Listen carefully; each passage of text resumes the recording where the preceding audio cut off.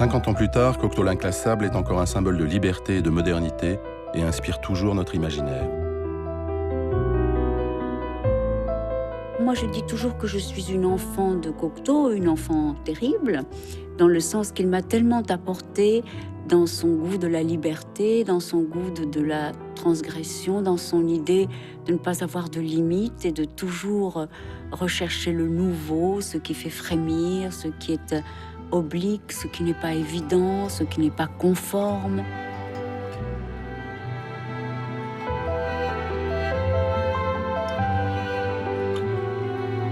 Il n'y avait pas les gens bien, les gens pas bien, les gens riches, les gens pas riches. Non. Il y avait les gens qu'on aimait parce qu'ils faisaient partie de la famille de cœur. Le Cocteau moderne, il est en passe d'exister parce que c'est un pionnier. Donc, et cette idée de pionnier, cette idée d'homme qui va vers 1000 territoires, qui les explore avec talent, c'est extrêmement rare.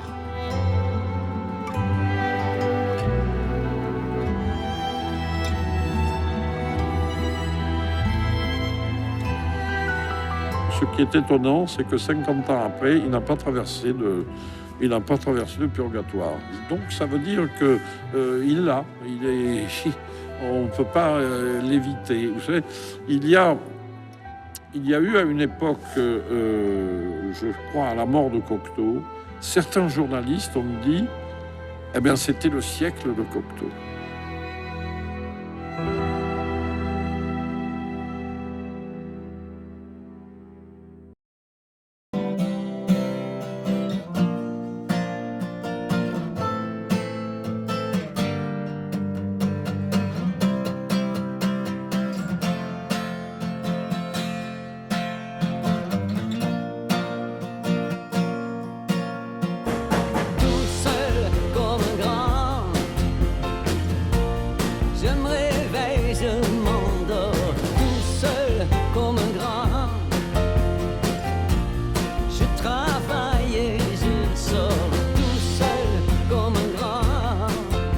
Moi, je sais que j'ai envie d'être là depuis la première jusqu'à la dernière note. Donc, je chante tout le temps en studio. Je veux déjà plaire aux musiciens pour commencer. Je veux qu'ils aient envie de m'accompagner. Si je chante pas tout de suite, ils vont jouer sans moi. Et moi, je veux que le musicien m'accompagne et pas le contraire. Rêve imprévu, posez là. Vous me bouleversez déjà. Est-ce mon regard surtout qui vous sublime? Je suis arrivé quand même à une conclusion à maintenant 61 ans, c'est que ce qui reste presque la chose la plus importante pour ma vie, c'est tout simplement le soleil sur la peau, quoi. Le bien-être, si possible avec les personnes qu'on aime bien, avec des amis qu'on aime bien, en buvant un bon verre de vin, un bon repas, etc.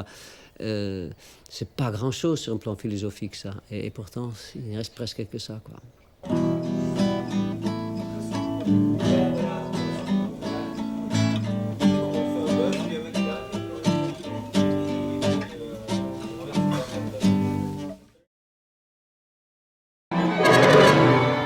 Je ne me voulais pas pédagogue du grand public. Je n'ai jamais voulu être le pédagogue officiel de la modernité, certainement pas. Le son est sa volupté. Il le contemple, le sculpte et s'en émerveille sans relâche, puisant son inspiration dans les formes de la vie, ses danses et ses arabesques. Quand vous écrivez quelque chose, vous êtes toujours préoccupé par ce que vous écrivez.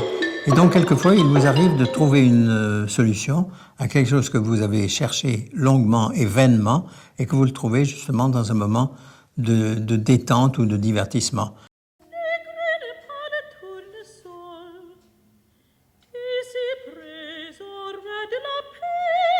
La solitude est son amie. À Baden, il vit seul depuis toujours. Derrière le mythe Boulez se cache un passionné d'absolu. Accoucher de soi-même, une volonté que Boulez affirme dès son enfance, passé dans une petite ville de province, Montbrison dans la Loire. Boulez n'a jamais écrit d'opéra, mais n'a pas pour autant oublié de composer pour la voix. Dans ses œuvres étranges, les textes des poètes vont se dissoudre dans la musique.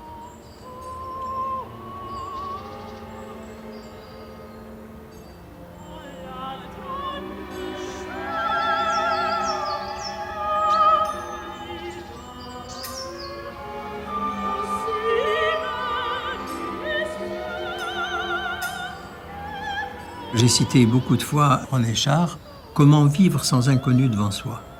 Et je pense qu'en effet, c'est ce désir de l'inconnu qui est le fer de lance de la création.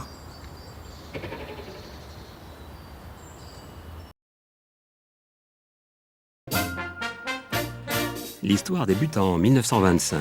Joséphine débarque de son Amérique natale sur les Champs-Élysées avec la Revue Nègre qui fait danser la France au rythme endiablé du Charleston.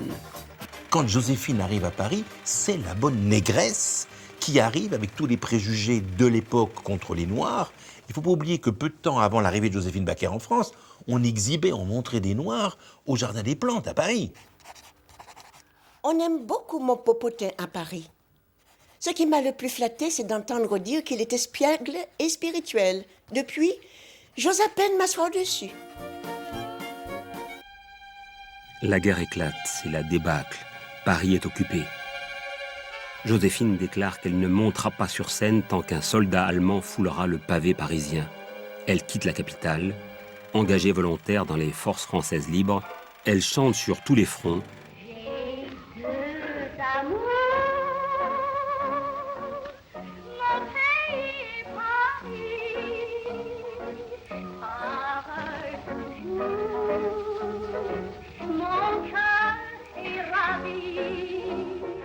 Joséphine se replie au château des Milandes. Recrutée par le contre-espionnage, elle y prépare les missions à venir. Joséphine accueille un premier noyau de résistance et des armes sont cachées dans la cave. Pour nourrir sa famille, après avoir fait ses adieux au music-hall, Joséphine fait son comeback et sur scène, elle chante son idéal de fraternité. Dans mon village, j'élève tendrement. Dans mon village, 11 tout petits enfants.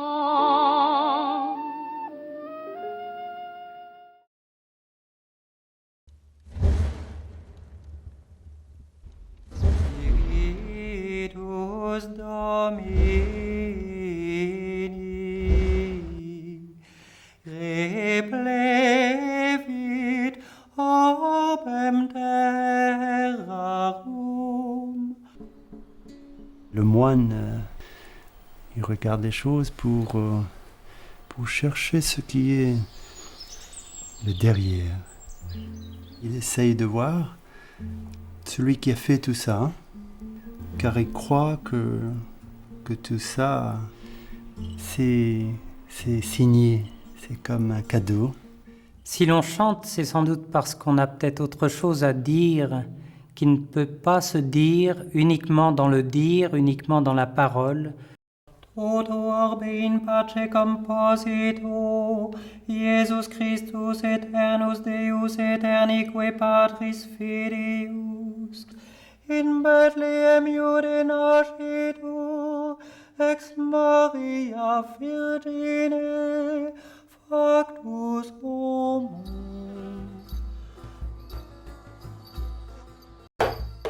Il est possible d'être heureux dans son travail. Les activités journalières s'accomplissent simplement dans la joie.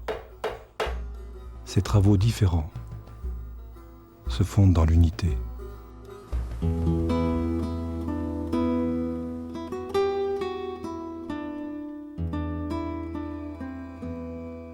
Honore ton Dieu en silence.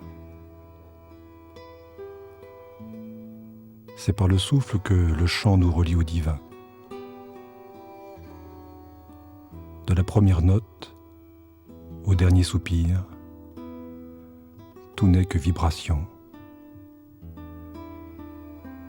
Tel est le mystère.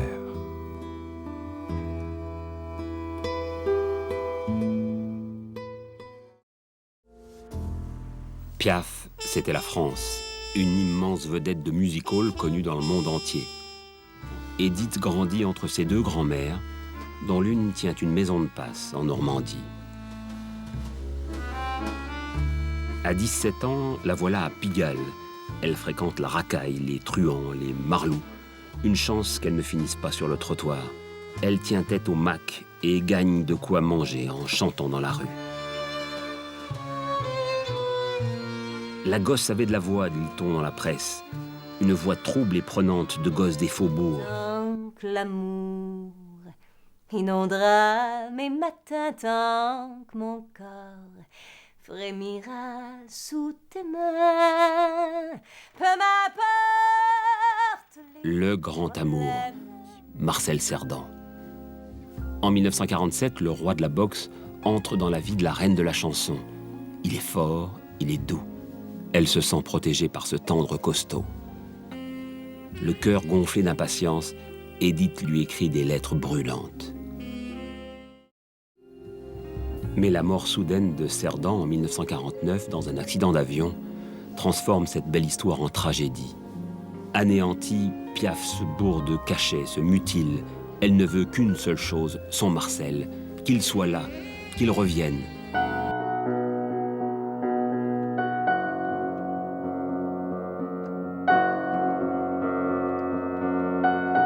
À Paris, Charles Dumont compose. Il n'aime pas Edith Piaf, elle l'a ridiculisée publiquement. Juste un petit chansonnier, disait-elle.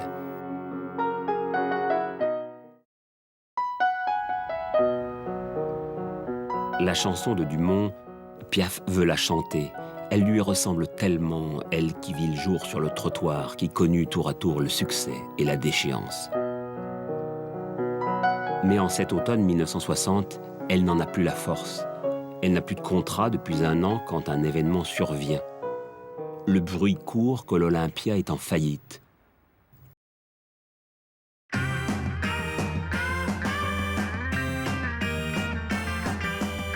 It's short. You could even say extremely short, 12 to 15 inches above the knee, just enough to cover the bottom. It's almost unthinkable. Here is the story of the miniskirt. The advantage of the miniskirt is it's a great iconic item that's going to make you look very cool and very sexy as a female. Probably disadvantages is probably unwanted attention from some males. We've all seen miniskirts, but how many know the name of Mary Quant, the English woman who invented them? She made history in the 60s when she decided to shorten her grandmother's skirts. It was the emancipation of women. No, women were allowed suddenly to be themselves without anyone thinking bad thoughts about them or anything. You could just be what you wanted to be and project yourself as you felt. 1963, it was God's birthday and everybody was invited to the party. And by the time, it was magical. The film tells the tale of a revolution in clothing and a time of moral upheaval. Experts help us understand how the miniskirt broke with traditional codes and became a sign of feminist revolt and the focus of male fantasy. Sometimes, you know, wind blowing off the tunnel and it's going everywhere. Or sometimes I go to the toilet and miniskirts get stuck in the leggings. No, never forgot to put knickers on. We go behind the scenes of some Europe's greatest designers like Karl Lagerfeld and Sonia Rykiel, designers who are still fascinated by the miniskirt even today. It would be a compliment if somebody found my woman attractive. I would find it a compliment. It'd be like having a Ferrari and men are staring at a Ferrari, so what? It's good. Oh là là! Always available, ready for duty in winter and in summer, the miniskirt is a classic fashion accessory. It hasn't aged a bit in the last 50 years. The miniskirt, in short, studies this tiny bit of fabric from every angle.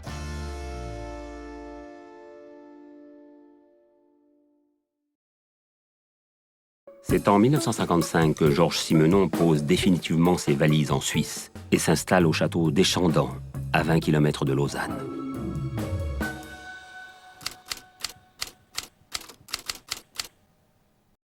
Célèbre et courtisé par les médias du monde entier, Simenon reçoit beaucoup. Lorsque Chaplin venait, enfin je connaissais très bien ses enfants, on jouait ensemble, on n'avait pas l'impression de mener une vie particulière. Mais les mondanités ont un temps, et Échandant témoigne, surtout par l'atmosphère qui s'en dégage, du repli et de l'isolement choisi par l'écrivain. Dans le jardin de Madame Porce, sa nourrice, il n'y avait qu'un arbre, un gros tilleul. Une fois, alors que la nuit commençait à tomber, qu'un ciel bas avait l'air de peser sur la terre et de tout absorber peu à peu comme un brouillard, le chien s'est mis à aboyer, et l'on a découvert dans l'arbre un chat étranger. C'était l'hiver. Le tonneau d'eau de pluie au-dessus de la gouttière était gelé. De derrière la maison, on voyait les fenêtres du village s'éclairer les unes après les autres.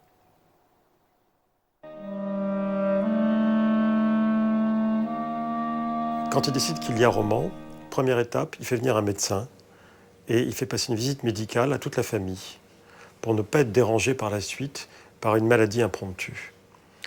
Une fois que tout le monde est en bonne santé, à commencer par lui, il met Do Not Disturb sur sa porte de son bureau, il se lève à 5 h du matin, il ferme les rideaux pour ne pas être dérangé par le lever du soleil, il taille une vingtaine de crayons au cas où une mine se casserait, il aligne une quinzaine de pipes qu'il bourre à l'avance et sur une enveloppe jaune, il a pendant 2-3 jours noté des noms dans l'annuaire. Et il prend sa machine et il met sa feuille et il écrit. Il écrit pendant 3 heures, un chapitre. 9 jours, 9 chapitres. Et le livre est fait.